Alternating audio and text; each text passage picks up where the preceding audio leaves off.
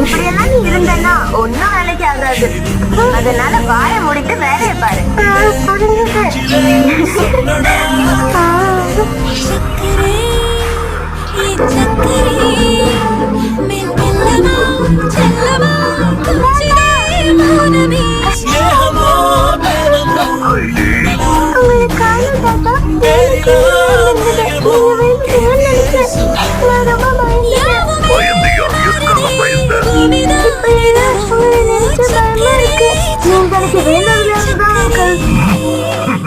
எனக்கு எப்பவும் எதுவும் ஆகாது, நீ பயப்பட வேண்டாம்.